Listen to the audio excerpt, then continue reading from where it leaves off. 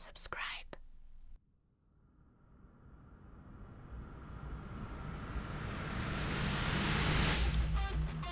The Angry Ops Guy Podcast.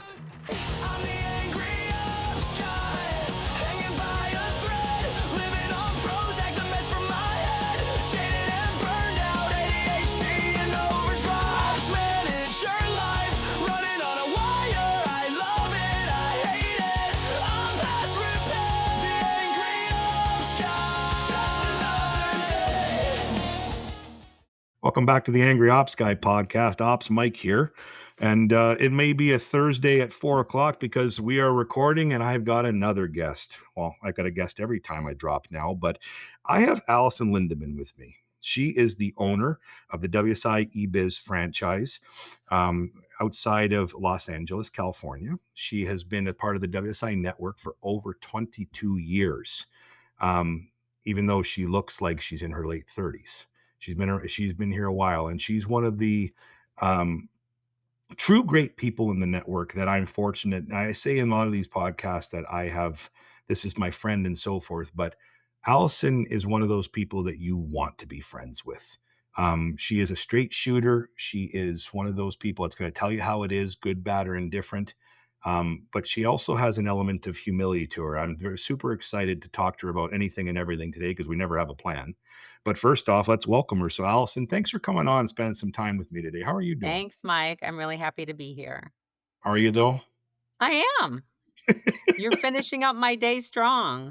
There you go. Well, when me and Christina set up this podcast, a year and a half ago, she goes, we just need a therapy session once a week. So let's record it. And that was kind of one of the initial models. And here I am continuing to leverage it for my own sanity. And you just said off air, you're like, well, I need some fun. So let's get into it. But, let's start right there with what I was saying about you. And let's focus on your WSI franchise a little bit because, 22 years in the WSI network and owning your own small business, and especially the very competitive landscape of California and Los Angeles is a testament to your perseverance and your ability to navigate and adapt. So tell me, like I've said with many of the other franchise owners that I've had on recently, tell me a little bit about your story, because even I don't know a ton about it. I know the Alison of now, but I don't know the Alison through the journey. So give us a quick tutorial about kind of your agency and the focus and just how it's evolved over the last 20 plus years.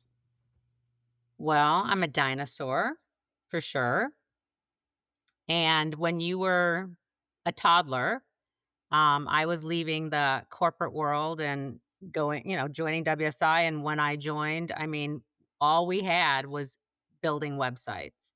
And why I was in the home office training in Toronto is the same month that AdWords was launched with Google. So I even signed knowing there was no recurring revenue opportunities. Who does that, right? So really the first couple of years I was basically just pounding sand selling websites.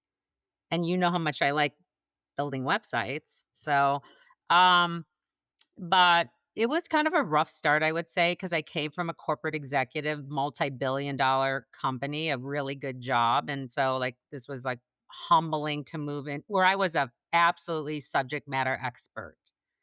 And so I started this was a complete career change. I didn't really have any background in it. I never sold anything to anyone because I was all internal sales management and marketing management.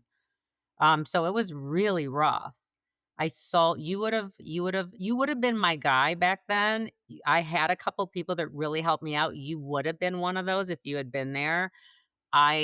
Thank goodness I connected with a couple people who were big web dev e-com guys. One was a supplier actually. And we became good friends, and thank God he helped me through. I sold a couple really big e-commerce. I had no clue what I was doing. But I did learn during the first couple of painful years that I was really good at consulting. So it wasn't that I'm still not very good at whatever you would call sales, but I am really good at learning about people's needs, empathizing, strategizing, making people feel comfortable. And, because my nature is already to do what is best for someone, I realized I was actually quite suited for consulting, but I didn't really know that because the sales side gave me fear, you know? So it was a rough start. It was a really rough start. I was lucky that I had, financially security from my prior career, that I didn't have that, like, "Oh, I've gotta start feeding my family tomorrow." So I pretty much floundered for the first couple years till I got in my rhythm and really got better educated. Um and then, thank goodness, more reoccurring revenue opportunities came up. I quickly made a hosting package back then when we really didn't have those. So I was getting, even early on, because I had a somewhat of a consulting background with my prior employer. I did some consulting within that corporate job, but I knew I needed to first figure out how my monthly recurring revenue could equal my overhead. Like, that was something I was shooting for right away. I also was a dum dum, and it sounded great. Like, you need an office, you need employees. So in the first year, I got a way expensive office space. I was one of the first in this brand new building in the Los Angeles area. Yeah, that was cheap. And then I hired a person, when I would never tell anyone now during their first year to do either of those 2 things when you don't have revenue to sustain those kind of expenses. But I started selling right away, maybe after 6 months, and then I panicked, you know? So then I thought, I need a person, that means I need a office space. So my overhead for so long was so high, so I was always chasing those expenses instead of building a business financially secure and then figuring out how to expand, even financially. So those were missteps early on that didn't set me up for future success very well, but I still overcame those eventually. So much to unpack there. Let's get into something that stuck out when you said the first couple years were quite challenging. And like you said, you had to get educated and figure out. So a couple of years is a long time. And like you said, thankfully you had some financial stability to be able to kind of navigate the ups Yeah. and downs. But if I was to ask you, like, because look, I do have a part of the audience is the newer ICs, and very blessed that they look at this as educational to learn. What would you say was the biggest thing in those first couple of years that harmed you? Was it like your imposter syndrome for sales of digital marketing, solutions and strategy? Was it, like you just said, the illusion of I need the optics of I need an office and staff, or was it something else? Because we talk about a lot of pain on the podcast, and I use a lot of it as humor. But this is the pain of what any new business entrepreneur owner does. A lot of WSI franchises are people that have exited corporate life and want to drive their Mhm. own ship. But a lot of them you talk to says, "Man, I didn't think it was going to be this hard." So I would love to just drill down a little bit further because you have so much tenure as to what you kind of identified was maybe the one or two major missteps that stunted your ability to progress, versus just what the hell am I doing and throwing shit at the wall and hoping it sticks. Yeah. Well, like I said, a piece of it was like how much money I was spending on my business. I wouldn't do that again. I did buy leads and things, but that should have been a heavier focus than the infrastructure, than the overhead that really isn't making me any money. But the other thing would have been that I really didn't understand back then to think about what would have been a solid package that I could sell that I was somewhat comfortable in, because I was uncomfortable in everything, to be honest, because I didn't have the background. I went right from this corporate job to WSI without really proper preparation on my part, not on the company's part. I went to the training, but I didn't do the prep and all that because I was just in chaos of leaving. And I had worked for the same company since the day I got out of college. So Well, this was a I lived huge in transition. I was and I had moved all over the country with it, progressive positions, but like I said, I knew my stuff really well. So, like using the e-com mic as an example, when you don't know what the heck you're doing, you don't go selling an e-com with 5,000 SKUs, which is one of the projects that I closed during the first year. So in fact, I had 2 of those. Glutton for And punishment. because I didn't really I 5,000 SKUs in your first year? Holy shit. let me tell you something. Here is the craziest thing. They're still my client. Get out. No kidding. Get out. They were, I can't remember the supplier. It was the supplier that you paid to call. They called to book appointments for us. They were part of the WSI supplier network. So I bought the Integrity Leads? before them. Remember, Before I'm that. way older than you. So yeah, so I was paying for like groups of 10 appointments. I have 3 of them still. I mean, I guess I could brag about how great my client retention is, but and that wasn't the point, but 3 of the original call leads when I started are still my clients, and one of them is that e-com. So I built, I think, maybe 2 e-commerce. This was obviously years ago, and then eventually I'm like, "I'm out," and so I just helped them find a good e-commerce, developer, and I stuck with the marketing side of it. But they are still my client to this day. And So, isn't that so rewarding though? Because you kind of started off your story here about falling on your sword with mistakes. And you said to me offline, yeah, you're like, this is something I'm very comfortable talking about, which is this is how people learn is people have vulnerability of mistakes. yeah, But that's the reward is it's like the way you took care of them there, no matter what you thought of yourself, what you could execute and so forth, has turned into 20 plus years of partnership with people and brands that trust you yeah. explicitly to facilitate how they adapt, how they grow, how they evolve, and what they need. Yeah, it is pretty cool, it is, but that really wasn't the type of business I should have been working with at that point without maybe an absolute mentor, some other scenario that I was so naive. I really thought the way it worked, not because anyone told me this. I told it to myself. I just gotta overcome my fears of the sales thing, like going places where people may not want me there because that's not my comfort zone. I only like being where someone wants me there. I'm not a like salesy type person. But I thought, I just need to overcome that. Then I just tell them what and I think truly is good for them. I'm not really selling, I'm just advising, which is really what we do. I'm just helping them. And if they decide they want me to be the person that helps execute these suggestions I made, then good. If not, I've given them helpful advice and I've left them better than I found them and I move on. And that's how I kind of psych myself into like I could do sales but and then I pictured in my little imaginary world that so someone says yes. Back then, of course, they signed a paper form and then I just fax it into the sky in WSI and poof, a month later, it's delivered.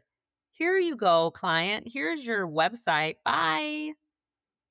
And And there's then some I people went and listening are like, what's a fax machine? Like, this is and the then process. I went and did more. Cool. I'm going to do a bunch of these pieces of paper. And then it's like, "Oh, who's managing all that?" I in my mind, I pictured somebody else is taking care of all of that.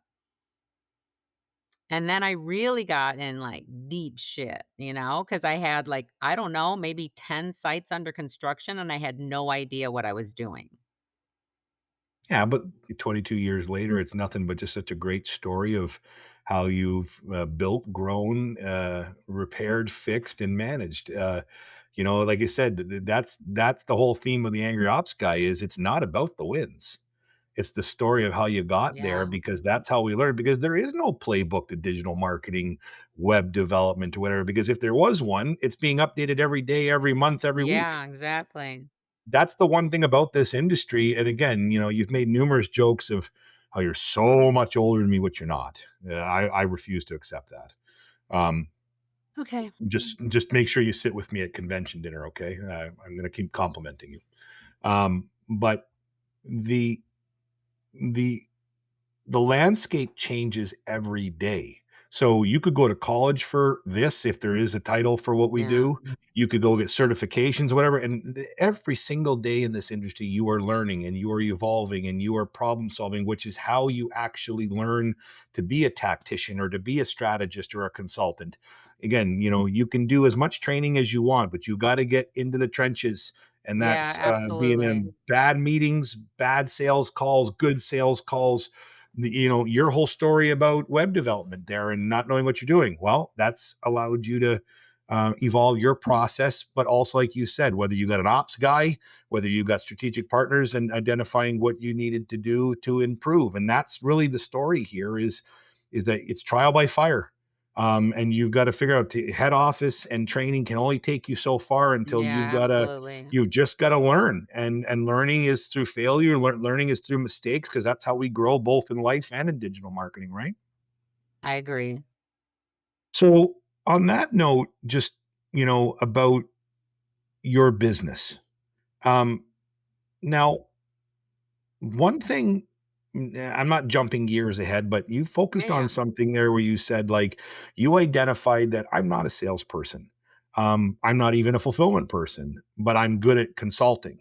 Again, I can share my suggestions, my strategies, take it or leave it, and so forth. And in your latter years, as your agency has evolved and matured, and also what you want to focus on, you have really kind of got into the focus. A good element of your agency, as I understand it, is fractional CMO. Something that you have definitely dabbled with clients, Mhm. because, like you said, the consulting side is one of your strengths. Yeah. So talk a little bit about that, because you're basically telling the journey of that realization 20 plus years ago that this was an area that you are good at, you can do. And now, again, being a tenured agency, this is really where I think you're hitting your stride and where you put value out, because you have such a dense network and connections, which we'll get into later. But talk to us about that thing, because fractional CMO is something that's come up the last couple of years. And Yeah. WSI, a lot of WSI people are enamored with it. Some of them are very good at it. Others have no clue what to do with it. But again, I've known you as a friend for numerous years, and you've told me the ebbs and flows. But how did that come to bat for you? And what have you learned through that, and why it's an important part of your agency now, and what you want to put out there in the time you have for where you put your effort and energy? Okay. So, like a little story. So, when I was in my corporate life, which I work for Farmers Insurance, I don't know how familiar you are with that company, Mike, but they're one of the biggest insurance companies in the United States, like top. They're the largest. Yes. Okay. So, yes. And during, as I was moving into management, they, it's too long a story to tell you because it is funny, but they eventually put me in a test job, and it was called an agency consultant. So even though I was an employee and most of my jobs had been like specialist, supervisor, manager, director, then I became a consultant, and they did a trial, and they sent me to the Dallas Fort Worth area, and they assigned me like 30 agents, and they benchmarked those agents statistics. How many policies do they have in force? What is their churn rate, right? How many are they selling? How many are leaving them? What are their operational efficiencies or challenges? That kind of thing. Then they assigned a person like me because I'm a test. And they benchmarked the numbers, then they asked me to go work with them to improve their business, sell more, keep more, build operational efficiencies. So I started doing that as a test in like the Dallas Fort Worth area. And I'm like, cool, this is actually a really fun job. I got a company car. I don't have to go in an office, which, I'm not really the office person. I can flex my hours. By then I had my first child, and I loved working with businesses one on one. So that was my first going, huh, this is like kind of a cool thing to help them.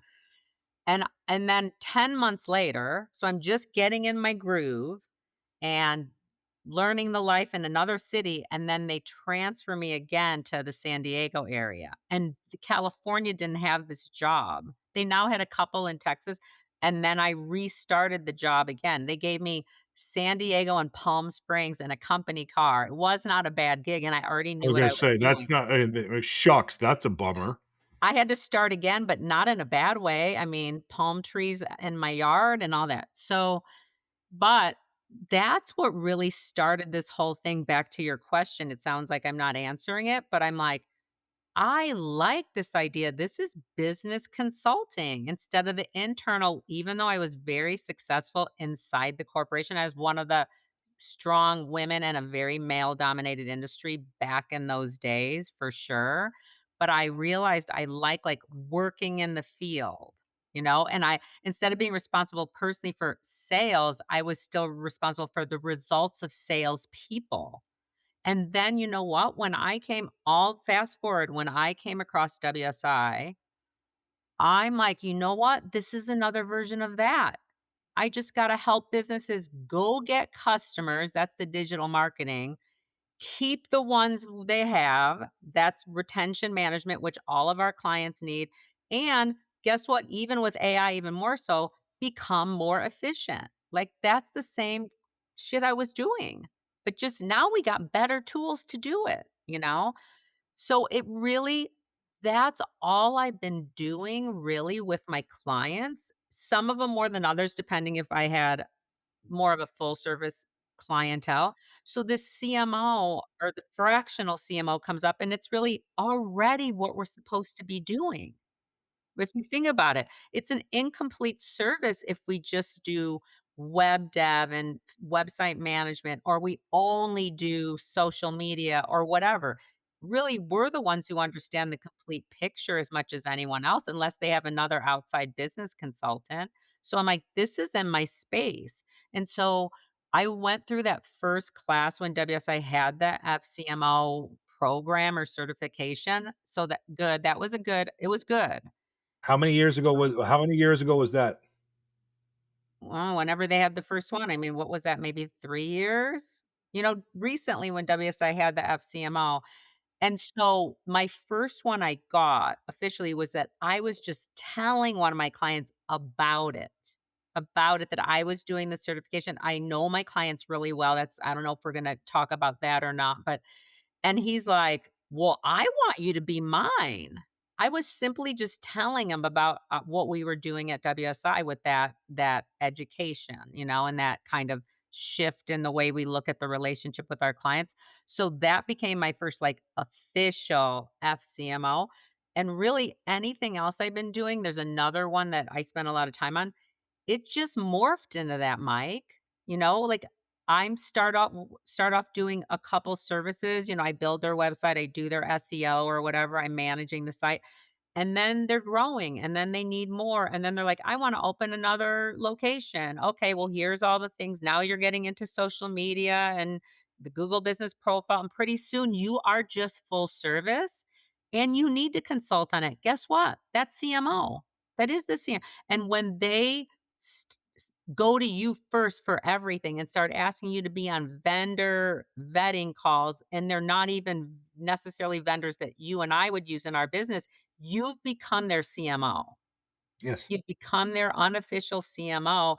And for me, eventually it's the conversation with them that, hey, I'm doing a lot of work outside my the work that we've been contracted to do. We need to make another arrangement for that. You just did a CMO deal. You know what I mean? It just it just happens. And I think you and I and everybody else in the network, I think we have to choose it though. I don't think every client's ideal for that role. And there's some that I've stayed away completely from because I know it would be a cluster and I know it would be they wouldn't be doing their part of their end of the deal because of issues with the way they're organized or their staffing.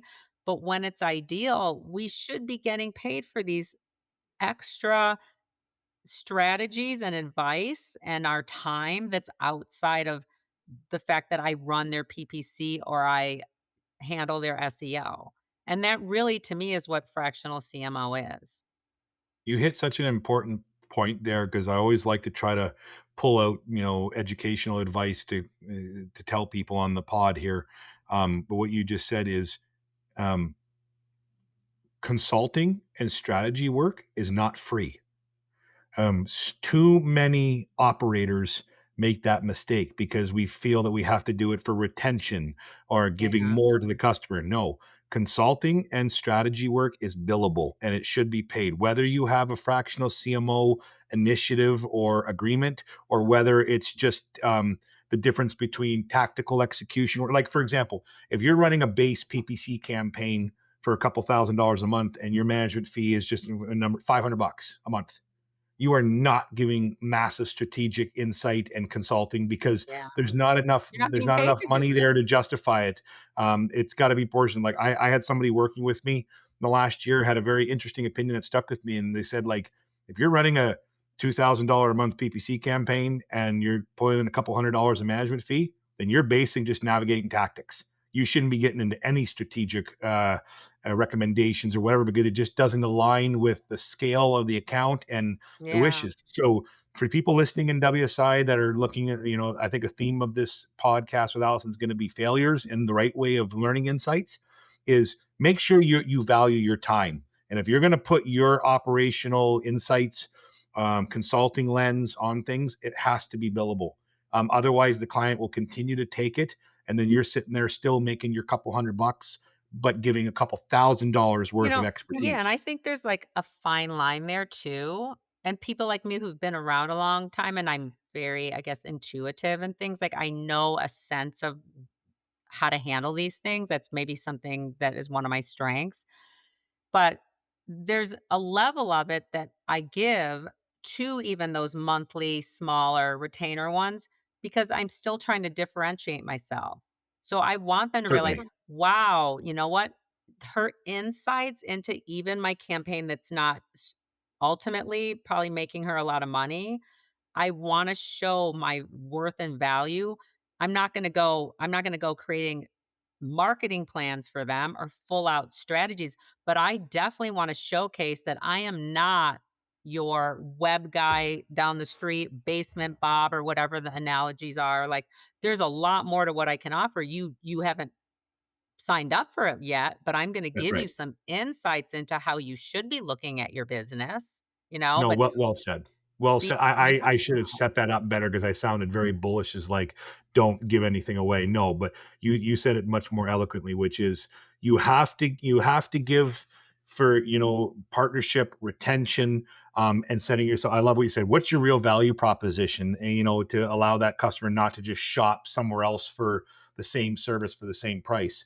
What yeah. I'm saying is, like Allison mentioned, don't go to the point of building some robust 50-page strategy or some massive, this is how we're going to rework all of this in your business just for the greater good of the customer, unless, there is a tremendous agreement there in place. Because all I'm saying is, digital marketing, we give so much to Yeah, we educate and do. to win opportunities, but we're also, and I'm sure you see this even though we're in different areas of North America, is people just take that now more than ever, right? They oh, really? Oh, that's great. Oh, can I have that? And you're thinking, oh, they're going to sign, and it's like, yeah, thanks.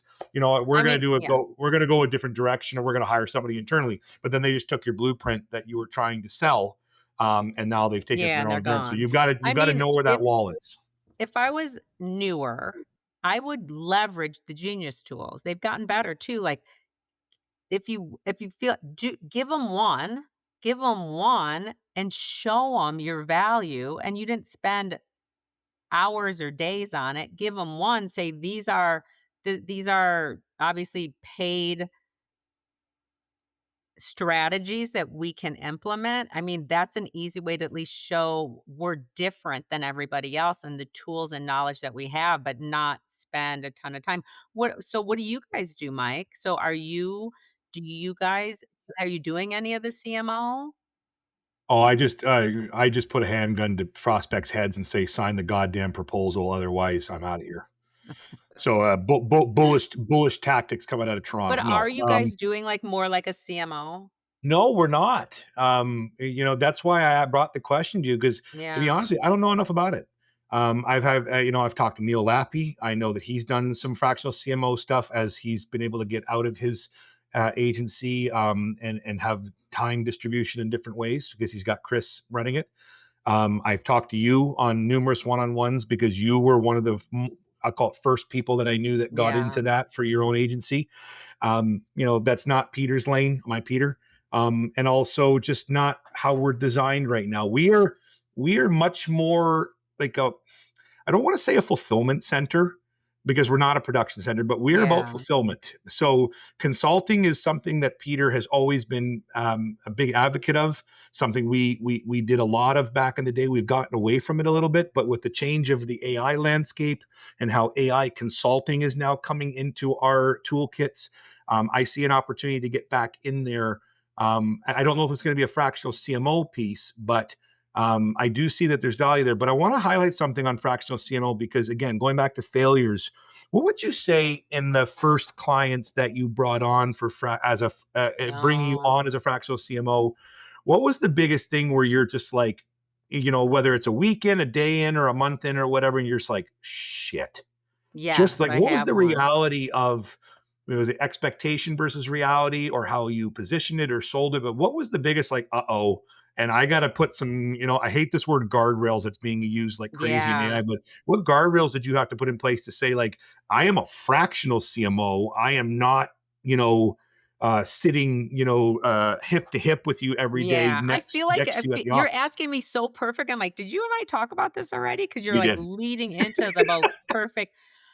I mean, here's the biggest thing that happened, and the one that we might have talked about is the CEO of that company, before we even signed anything on it, sent out a bulletin, the whole staff announcing me as the CMO.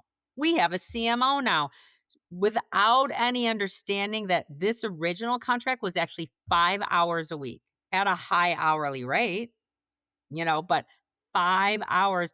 And so they started all treating me like a paid, I mean, like an employee, like I'm on staff. So, and then asking me, like, hey, how do you read Google Analytics? How do you help us set up the UTMs, blah, blah.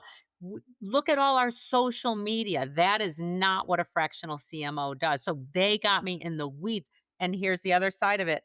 I did let myself to some degree because they were my biggest client at the time. Well, they still are.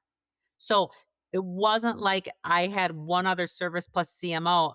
They were paying me a lot of money through all these services.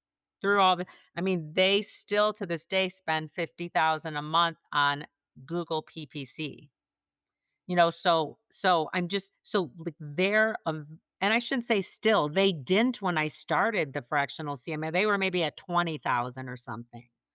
But so and SEO and all the things. So it's like I'm so wrapped up with this client, and now they're thinking I'm like an employee and I'm not. And and so they've been the staff has been improperly introduced to me and my role is. So some people don't like me there. They think I'm a do nothing.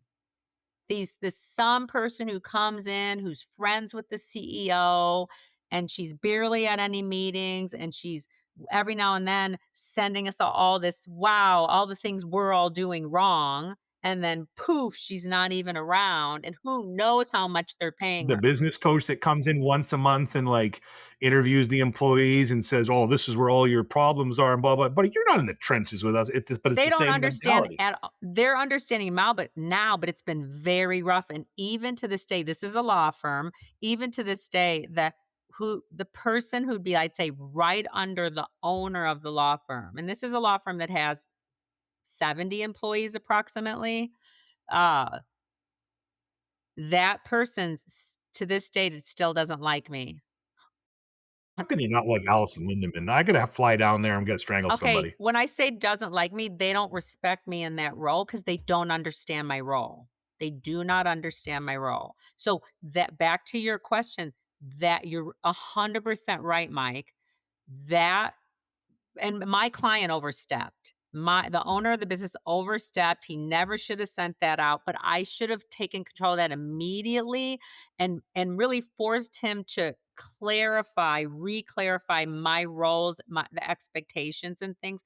And to this day, a couple years later, it's still very challenging, but that whole business is challenging. It's not just my relationship with it, but defining the role. And I'm way better now at these couple others that I have of right away saying, that's outside the scope of my role in as the CMO, but and I might still give a little, you might want to do this, but I make sure right away they understand, no, I'm not performing that audit. I mean, if I'm hired separately to do that, but here's what my role is as a fractional CMO in terms of strategy and evaluating the strategy, but it's been a learning curve for all of us. And again, like all of our contracts, Mike, you know this too, like scope creep is real.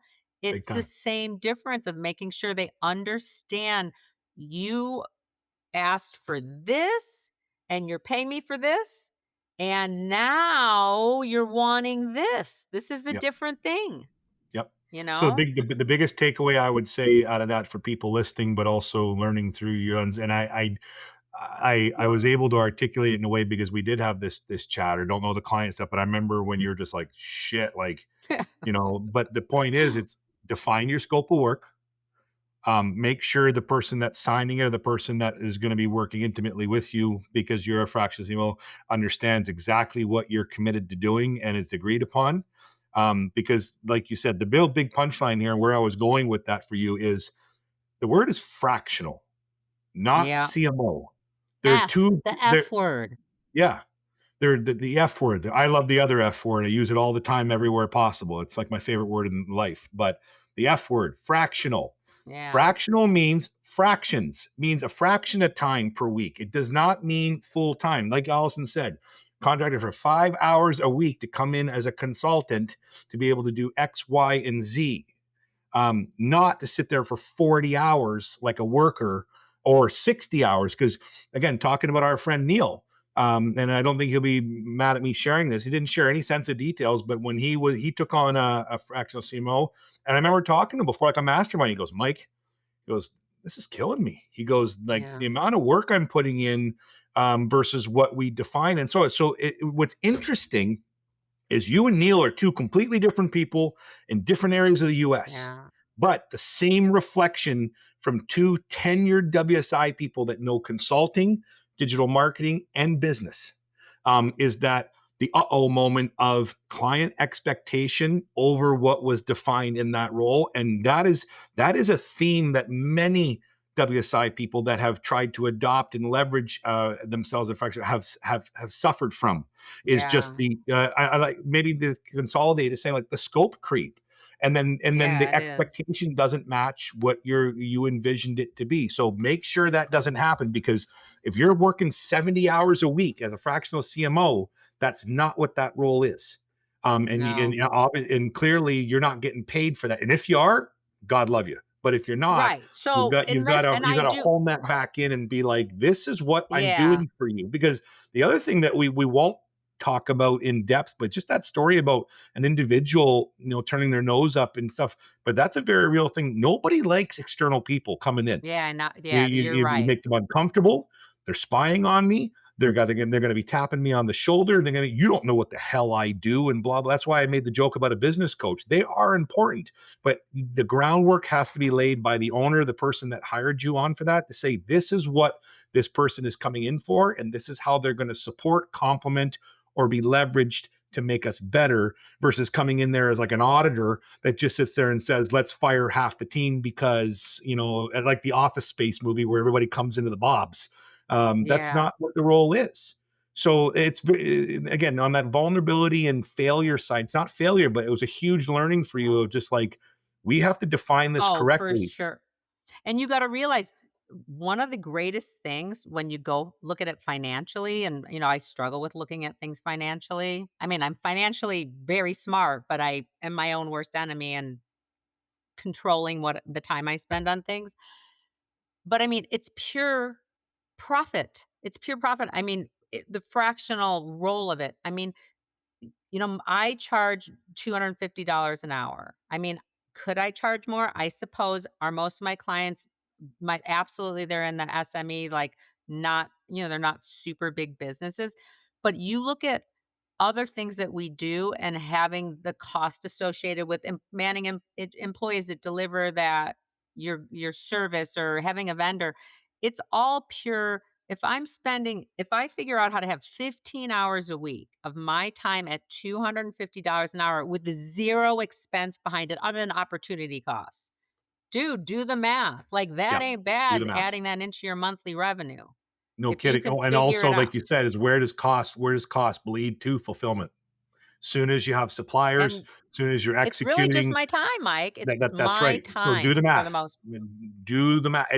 So it is. It's like many people that have said, going in this another thing that's popped up as well as fractions email is selling from the stage.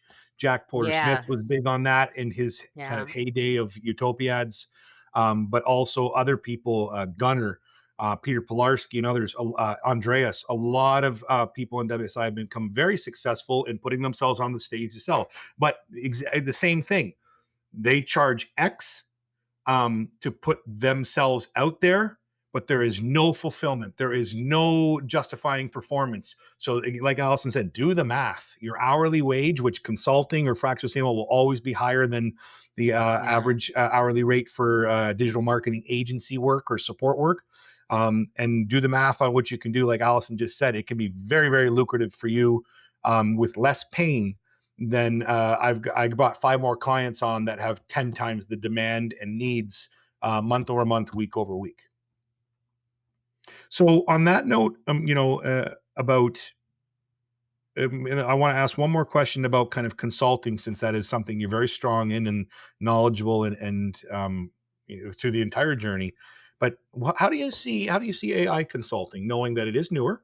Our WSI has really invested in AI education and thought leadership. We are now moving into AI education and AI adoption roadmaps, and this is the thing to help businesses moving forward. So, do you see yourself irrelevant of fractional CMO and what you've been doing with clients, but is this an area that you're going to go play as you get more comfortable with it? Is the AI Yes. consulting is just the I next extension mhm. of Allison in the consulting capacity? Think so. I think Yeah. so. So I did all the, jumped in on the classes and all that. I feel like pretty well educated on it from a consulting viewpoint, not in the weeds. I mean, there's certainly I go in on an AI Monday and then I realize how much I don't know, but I know enough to have the conversations. And so I just need to figure out how to make it part of my current agency offering, and I plan to do it. And in my mind, and I know you would have an opinion on this, Mike, because in my agency, I'm so SEO heavy, and you and I have already had this conversation. So I'm and SEO, ASEO, AI, whatever we want to call it, the shift that's going on is a business risk. I don't care what anybody else says. We don't know exactly how it's landing compared to what it was. And so especially because I'm so heavy on it, it is a area of concern for me. And so in my mind, I've spent the time to understand how AI consulting might look so that I see it as kind of I don't have the right words, a comfort for me to jump in, not just if, but in addition to my SEO business, because I really don't know what's going to happen to that book. I'm just, I'm hoping it's still steady. I am selling AI new converted pages and I'm talking, I'm selling like we'll submit a page a month, blah, blah, like trying to come up with the right AI related packages. But at the same time, I have some very significant, I don't even know the words, traditional or whatever SEO packages that are driving a ton of my revenue. And so I want this consulting piece to start driving in some recurring revenue to help protect, you know what I mean, my revenue streams, if some of the companies pivot in the way that they look at SEO and marketing. I mean, that's just my honest response to it. And you're right. I'm comfortable in the consulting space. What I'm still in the like headspace of figuring out is what all am I going to deliver to them? What am I, because at the end, yes, they'll probably want I know they're interested, and I'm already doing, I think, speaking on it. But then what am I giving them? What am I deciding in my agency, and what do I have the right support behind me? Because my very active clients, they'll want a deliverable. They'll say, "Okay, cool. I know I need to do that. Well, okay, let's go." So what am I doing? Now I know on all our before AI marketing that you and I deliver, I know where I'm going for all that. I know where to go shop for the services and which ones I deliver in-house and which ones I use vendor relation. But on this, I'm still figuring out what I'm giving and where I'm fulfilling that, how it's working in a space that I still am learning in, you know? Absolutely. And going back to what I said earlier about how digital marketing doesn't have a playbook, AI does not. AI is the Wild West right Yeah. now.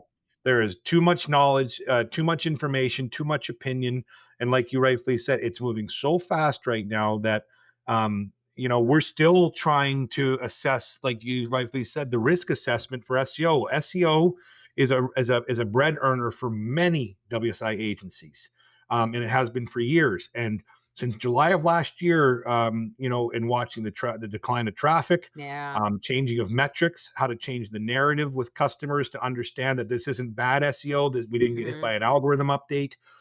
This is a changing user experience that we all have to learn. And it's even harder for us than the customer because we've got to learn how to adapt to the biggest change in the SEO space in years.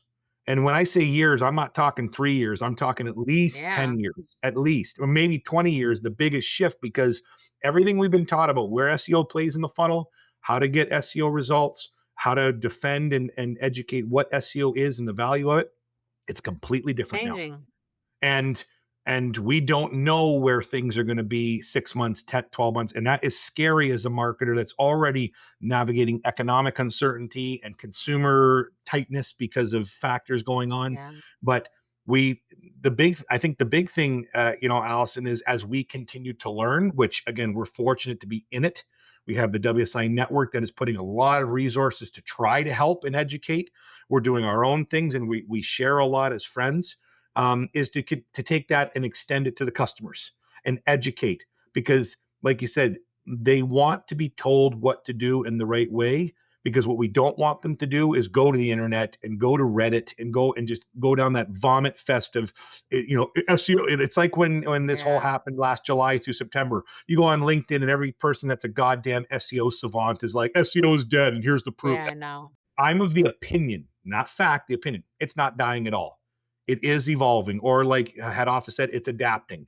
Um, there is too much money in search engine optimization for Google and digital marketers, and for how businesses have to be found for this just to die and say goodbye.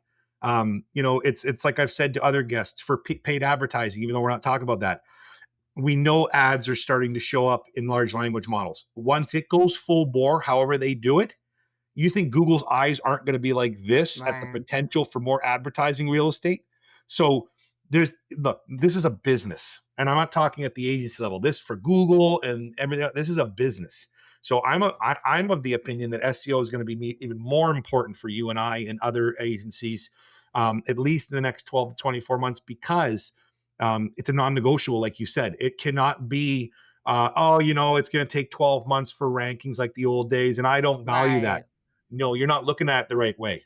If you cannot be surfaced, if you cannot be trusted, if you don't have entity signals, if you don't have the trust signals, then the large language models, which are going to serve information immediately to the person asking a question, will not be able to trust that your brand has the factual accuracy that it can trust to serve. So you may sit there and say PPC is the be all end all because you're looking at it as a light switch or a tap on and Well, off. and that's gonna face the same Of challenges. course it is. I completely They're agree. going to the But same search engines that are changing. So especially for SEO is, yeah, you are not just using SEO as a lead generation tool. You are using it truly as a visibility tool moving yeah, forward, because we basically, us as marketers, we're not starting from the beginning, but we are relearning how people are going to engage, how they are going to discover information. And now, how do we take it into a large language model versus an algorithm or a bot to be able to say, do you understand? And hmm, please serve my customer because it's the most accurate. It's just the evolution of 100%. I SEO. agree. But you are right though. Every digital marketing agency is anxious right now because there's too much noise. The great thing though is that we are evolving and we are growing. We have AI visibility add-ons for putting another layer on your SEO. But you had something so great because you said you got a mature SEO base. The clients that have done their due diligence by investing in comprehensive SEO strategies for years are naturally getting picked up by the LLMs because, like Andrew at Unibit says, our colleague in the network, and others, you cannot jump to optimizing for AI and large language models like everybody thinks you can. Well, my website's going to be optimized for LLMs. And that requires foundational SEO. Yeah. Where does the LLMs get the information from? The internet, Google. It's scraping information. Where does it get it? It gets it from good SEO signals. But so I think SEO has a huge play, but we do have to look at the risk assessment, like you going back to what you're saying about Yeah. consulting, is adding more layers. You cannot be a one-trick pony. Oh, I'm great at SEO. Good for you. But what happens if it Yeah. goes away in 6 months? We've seen stuff in the industry go away. Look at the verticalized approach. There are agencies that live or die by it, but look at COVID did to certain ones that doubled down on one niche, and then all of a sudden the niche doesn't need them anymore. So the big thing in digital marketing and now AI consulting is the ability to adapt, and adapt with the changing, because technology is making things faster, and technology will fuel everything we do moving forward. And we're already seeing what it can do at such a sample size now in the last couple of years.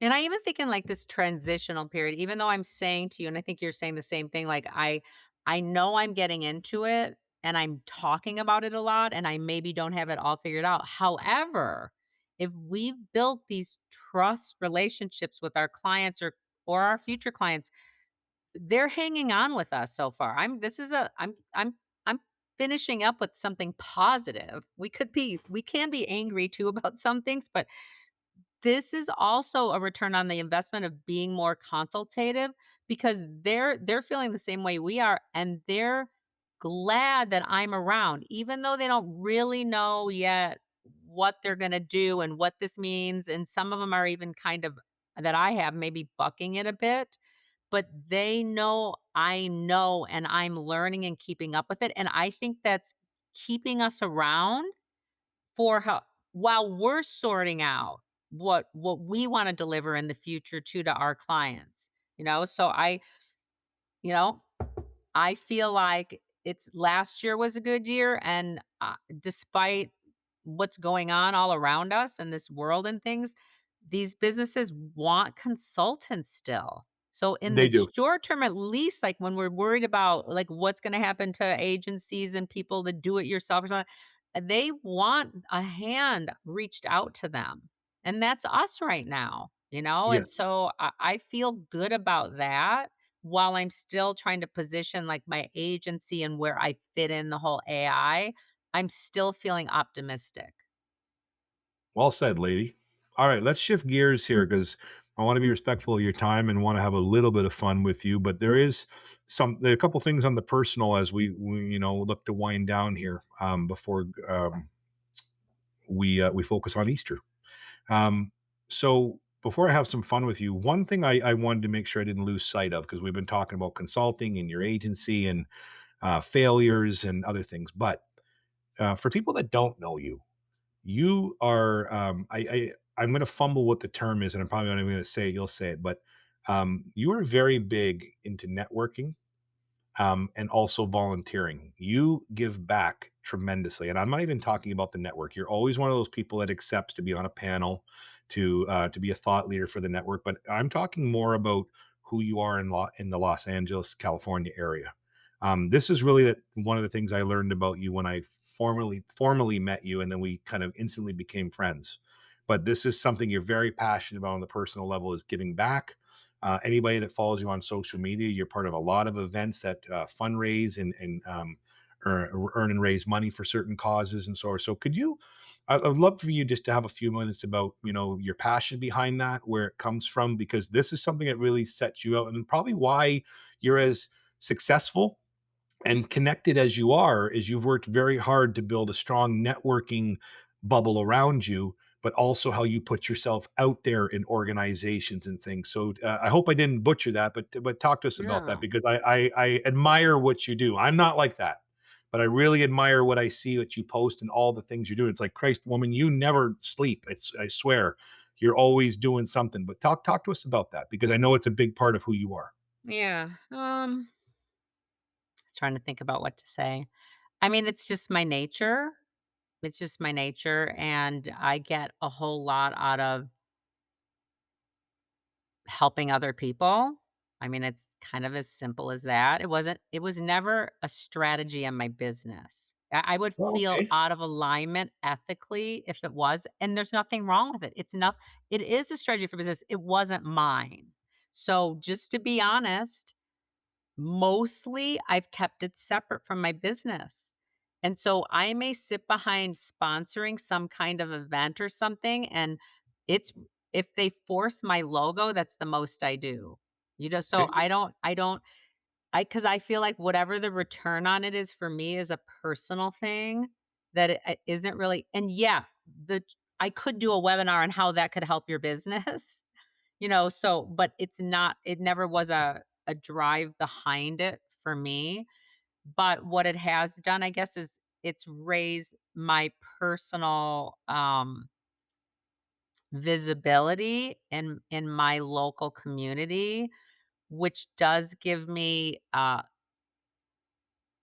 struggling for the words because I don't really talk about it that much, but informal influence on No, I think that's the no, that is the right things word, because, from in local networking and local communities, the optics are to be present and to be visible and to be part of that versus coming and going. And like that's what I was trying to say when I see photos of you and the events that you're part and so forth, is Mhm. you're really big in the community.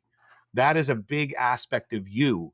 And I want to drill further. I know I can sense, talking about yourself and this kind of personal thing is a more uncomfortable talking about business, but I think it's such a proud and impressive character trait of yours, is that you're willing to do that. Because look, let's be honest, some people, they don't want to do shit for people when, if they don't have to, they're just not Yeah, wired that I know. way. I Yeah. make a joke with my mom, for example, because she's like, "Oh, you're always on the go. You're doing a million things and this and that." And then like my father will ask me to do something, even though he's paying me to do it, or whatever. And it's like, God, Dad, get away from me. And my mom's like, "But this." I'm like, I don't get out of the bed. I don't get out of bed unless somebody's paying me to do something. That's the way I'm Mm.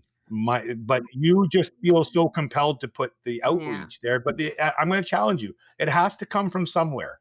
Is it just been in your Okay. So DNA since you were young, since you were a young kid, or is it something that you've appreciated as life has evolved for yeah. you to put a better focus on it? If you Well, don't I'll mind me tell you asking. one story because I have a bunch of deep stories, but they're deep, and then you're gonna wanna, like, laugh on the way out, and that's just you're asking me the question, but, I I'm mean not going to laugh at you. no, I mean, have fun, have fun. Okay. This is not no, you're gonna I mean, one, I'm a cancer survivor, so and something that maybe I don't talk about that much, it really isn't connected as much to that, but someone might think that, so that's why I don't talk about that. But because have been through a lot, surgeries, chemo, radiation, all that stuff, I ended up meeting people in the cancer community. And so I met someone who was, I don't know, between an acquaintance and a friend. Okay. As far as my relations, I knew her through someone else, but we became friends. She was going through cancer and someone brought her to my home. And not going to tell you the whole story between that, but the bottom line is over a course of time, I became her caregiver. And there was even one time, I don't think you and I knew each other. I had flown all the way to Florida for our convention and barely could leave her because I lived out of the trunk of my car at her house is where I'd have my clothes and my stuff because she was going to pass away and I wanted to be there. And yeah, I went all the way to convention. I think I went to the opening and I never went to one other thing. And I eventually caught a flight out of there and went back because I realized I couldn't do it. But I eventually became the trustee of her 3 kids, a person that I barely had known a year before that, and so I am just finishing that obligation that is, like, 9 years long because the youngest is no longer a minor. So so I'm just telling you, I know it's like now I just made a Debbie Downer out of this conversation, but, that her life and her tragedy and those kids' tragedy, if I was to tell you, is sort of why I ended up becoming chairman of the board of a cancer organization, that helped people that they have medical treatment, but they don't have the emotional support to help them get through hard journeys or their family. So I know that's so deep, but I got so ingrained in that organization, which still I spend a ton of time on. But I'm Mhm. also in organizations like in support of like vulnerable women. I'm not miss like, oh my gosh, women. I mean, you see, I'm one of the guys. I'm absolutely one of the guys. I've grown up in male dominated industries. I'm super comfortable, but I like being a mentor. I like working with the people who feel maybe less than, becoming stronger than. And I do get a lot of personal fulfillment. And I don't care as much as some people about if my ROI or whatever is a little lower because I'm off on a day or two a week on chasing a mission. I just go with my heart, you know? And this all works out, and you're right, I am quite visible, and that does give me I had the mayor at my house, I'm go get awards at city council. I support a lot of the nonprofits in my community, which is a pretty big community, and it's a big business community, so I could leverage it more than I do, but it just feels icky. And it happens organically also because people will realize they just know me from somewhere, And then when they understand what it is, that's where like that no like trust kicks in. But I would never do it as a strategy, to grow my business because there's easier ways. There's different ways. There's something else that makes a person make these choices in life, you know? So, I don't know if I just, like, buzz killed you, but No, it's it's not a buzzkill at all. I did not expect you to be that vulnerable. And again, I think I know you decently well based on our friendship, but thank you for sharing that because I knew some of your background in some of your focus on giving with non for profits and helping support, but I did not even know to the extent of your own health. Truly, because that's you are a private person in that regard, and that's not something that you put openly to everybody, and nor should it be. But okay, can I that tell you a funny story related, though? sure, I'm gonna lighten this. Okay, so I went to convention when I was in the middle of treatment for cancer. boy, So I'm like, "Okay, I gotta wear these wigs, man," like, it's not a thing that a lot of people know about or whatever, and so I don't even remember where we were, if it's another Florida one or whatever, but I don't know what happened by the day 2, I'm like, "Fuck this wig, it's itching the shit out of me, and I'm dying." So I wore, like, a head wrap, okay, a head wrap, and so, we're doing the speed dating. It was one of the first times we fuck, they did the were doing speed speed dating. dating back then too. Jesus Yeah, Christ, and so and so I get my breakout and I sit at the table, and the person who's gonna be the speaker says to me, "Oh, are you Middle Eastern?" I was probably And I Peter. go, "No, I'm from the Midwest." And then another thing, one more thing, and I'm not saying names of any of these people. So Do it. then a Do it. different time we're at I feel like it was a dinner, but I don't know. We're at one of those round tables, and people I know are sitting there, because they're longtime WSI people or whatever, and I'm just sitting there in my discomfort because I really didn't look like myself. Like I was literally bloated like maybe 30 pounds and it was not pretty. But somebody did across from the table after probably an hour or two at our table. Maybe it was at the awards thing. I mean, he's like, "Are you Allison? Is that you?" Like it's someone I knew pretty well. They had no idea it was even me sitting there. Really. And they were like, they felt I don't know if they eventually said their name to me or something. I'm like, dude, I've known you for 10 freaking years. I thought it was all funny. I took it in stride, you know?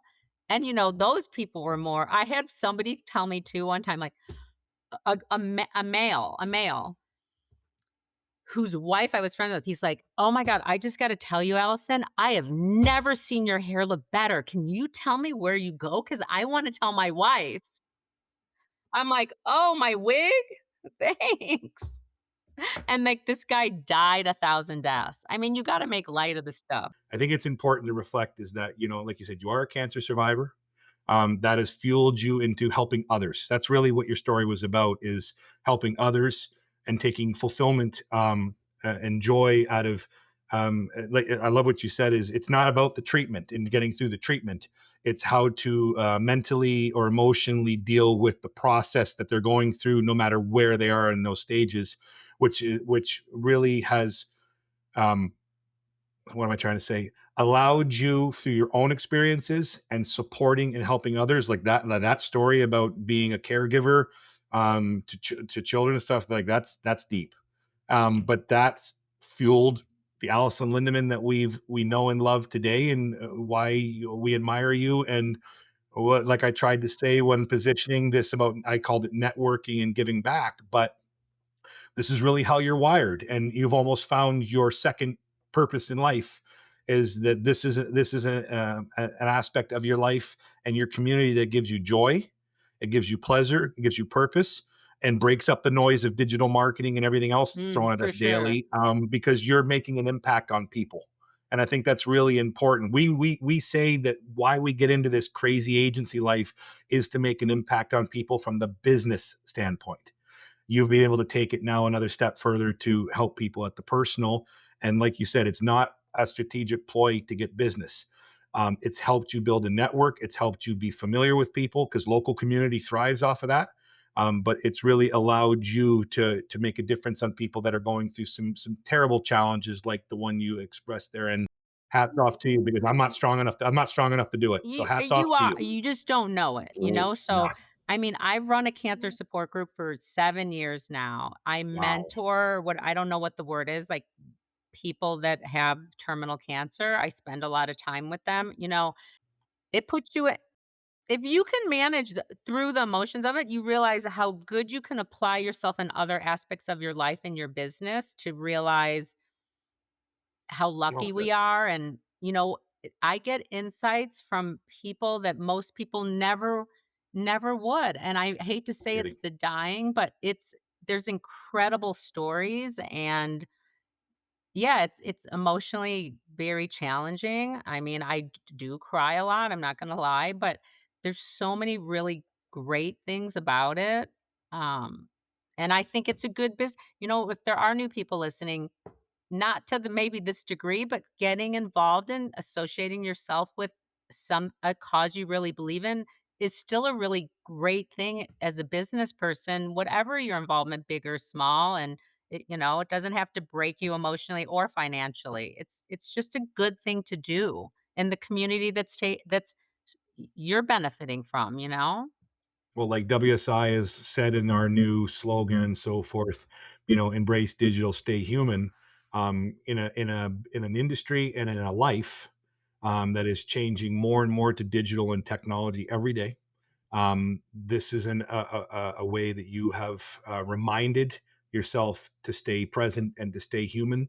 And that's why we're here. So again, just I admire you tremendously on that topic. And Christ, I've learned a lot here talking to you, even though I thought I knew a bit about you. All right. Um, Now let's have a little bit of fun to wrap up here, just really quickly. And Allison doesn't know what I'm going to ask her. That's the best part. Boy. So, so for people that don't know Allison overly well, she is the best dressed lady at any WSI function you're ever going to go to. You will know when Allison hits the room.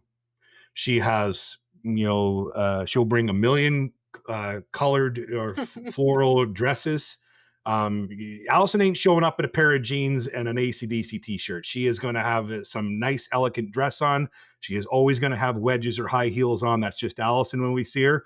She will regret it when we do an activity or something because she's like, fuck. She's like, this is not for walking around. Like my feet are killing me. But even on camera, and you should be paying me for these compliments, but you always look fabulous. You do. You are always one of those person, like even this here, she comes on camera and she's like playing with her hair. No, she's not wearing a wig.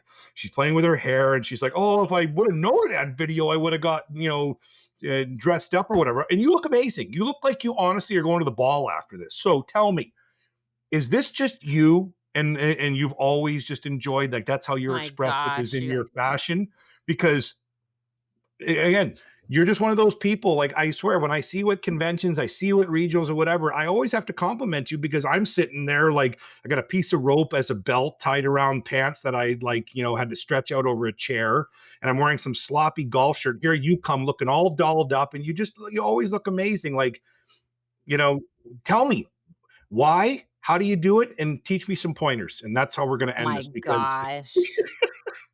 no, but it is probably one of the best compliments I can give you. And I'm not trying to be stupid, sarcastic, funny, because that's you. Like, you come into a room and it's like the spotlight turns on you and it's like, I there know. she is. I'm trying not to be a sarcastic responder, like, "Yeah, that stuff looked good 20 years ago." That would be what's in my head. 'Cause I had to change. I can't. I used to be way more probably before your time. I felt like I was like that when I walked in WSI things because it was like a lot of I don't even stereotypical who we first attracted before it was a lot of women and people coming from sales and marketing and other aspects. It was mostly people coming from, like, programming and stuff, so I probably did. I stuck out because there was really not hardly any women, It's just I didn't have to do a but yeah, I mean, I like I like fashion, I like clothes, I I, mean I would love to see the guy when he's putting your luggage like on the bus to come no, from that's convention not back true. to the I'm not airport. He's extreme like, in he's that like his way. low back gives out. He's like, Jesus Oh Christ, my what's in that? gosh. You got a whole other suitcase for all your shoes. That's not true. So you think that now if you saw where I live now, because I moved, whenever, less than 2 years. I mean, yeah, okay. My closet could be a tour. I I'm was going to not say, gonna you have the lie. Carrie Bradshaw closet, don't you? It could be somebody's room, perhaps, but a small room. But it's quite a lovely closet. But no, I just like wearing nice clothes. I don't shop at all expensive places, just so you know. I just like different because I I feel didn't like it fits imply. me. I'm just saying you are always put together. You Thank always have you. a theme to you. And that's one of the things that when you choose to retire and exit WSI, which I hope is never, but then the reality is Father Time keeps going.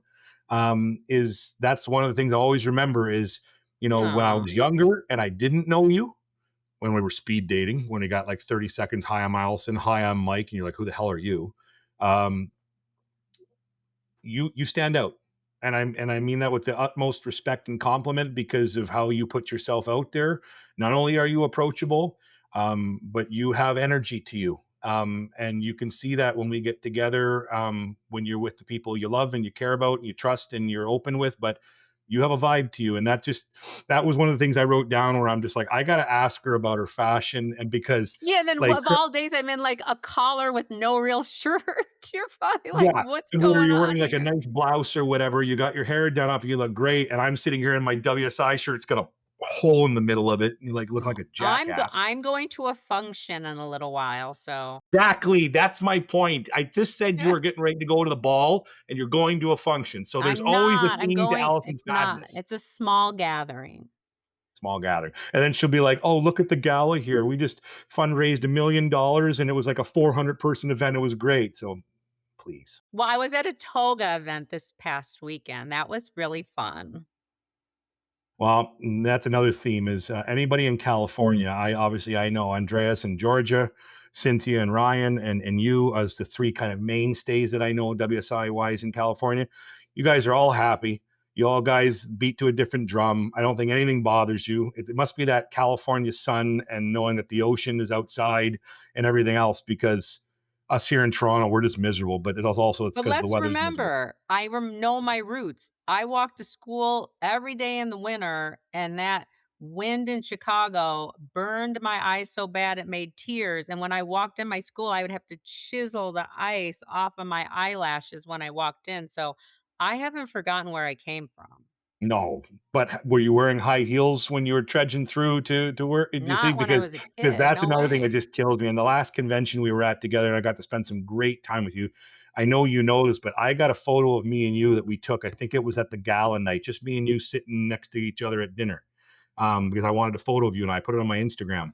And it is one of my favorite photos because I don't have a lot of photos Aw. of me and you, but I got a really nice one-on-one one with you. Well, that makes me Um, happy. but but what was funny about that convention, because again, in all the events and the work sessions, again, Allison, we're down in Mexico. It's nice weather. She's got these nice sundresses, but she's wearing heels. And Allison don't wear like little like 1 inch like lift heels. She's got nice like size heels on. But like then they're like, okay, we're gonna run around the resort and do this, this and that, and then we're gonna do this, and we got to go upstairs and downstairs. And Allison's like, fuck this. So my rule for you this year when I see you at convention in June is you bring a pair of sneakers. I'm going to because you know what? Getting older, all those freaking shoes, you pay a price for those things. I cannot wear stilettos anymore. I gotta Oh wear God. different shoes, but that's Well, so funny, but I do remember running around. I was in so much pain. you so much people were like, "Do we want to carry you?" We're like, "Yeah, I'm fine," or whatever. And you're just like, "I've had enough of this. When's the bar?" Oh my god, that was hilarious. You and Hey, Mark are let me say, just like, "That's enough of this. Where's the bar? Let's go get a I bottle of wanted to wine." win, but you know what else I appreciate, Mike? I appreciate feeling like it's probably not a good time to say this, but I am a unofficial Canadian because I feel so welcome by your group when we all get together, and I love sitting with you guys. I feel like very welcome in your group, and I very much admire what you guys have up there, the way you collaborate and your friendships and how often you guys meet up. It's just so you guys are so warming. It's really made this part of my time with WSI so much better to have feel like I'm a little extension of that group. And you are. And that, if you said to me, Mike, out of everything out of your 17 years with WSI, what's your takeaway other than, growing up the ladder and, having stability in my job and everything else? I mean, this truly, it's that group. Though Yeah, I that bet. I small see little it. group that I have been very blessed to be welcomed into with Peter and Chris and Lori and Mark, Jason Gervais, and now me and Denise are in there as well. Our little circle there, that's the greatest gift of my entire career at Yeah. WSI. Those are people that when we get together, I'm talking serious hugs, like, family, in my opinion. And I just can't wait to see them and then to have that support at work and so forth. And that's why I rave about convention. I can't wait to get there and see my crew. And then Yeah, I there's bet. the I other feel the extension same of way. people that you haven't seen and so forth. So, You better believe, and I was so pleased that you came to regionals this year. I know that's not something common for you to come up here, but you liked what we had on the material, and obviously there's Well, yeah, and I the just wanted to see you guys. and we had a good time with it. And Yeah. 2 days goes by too fast, but before you know it, we're going to be in convention in June, and we're going to get to spend some great time together. And that's when I really get to sit down and chat with you and give you a hug and everything else. I mean, So it's a hard one. I have my son is getting married right after that, and so are 3 of my nieces and nephews. My schedule, even personally, is freaking cuckoo crazy, but I don't wanna miss convention, you better you not. You know? better make it happen, Allison Lindemann, because you're not there. I'm going to be FaceTiming you and screaming I at I you on the I phone. I'm all booked and ready to go. Alrighty. So we're going to wrap up here. So what I want to do, like I do with any of the guests, is just where can people find you? Obviously your WSI business website. What is your LinkedIn? Just make sure you can, if people want to connect with you or engage you outside of Work Vivo or through our WSI channels. I mean, yeah, my LinkedIn, it's just my name, but I mean, if someone to be honest, old school person, if someone really wants to reach me, they should text me. Like that's the best way to get emails bullshit. I get hundreds of them in a day and I only do the ones that I can do till it's midnight and my head hits my desk. You know what I mean? So, I mean, You that's need to and I you, know you I need think to our build an numbers AI worker to do your emails for you.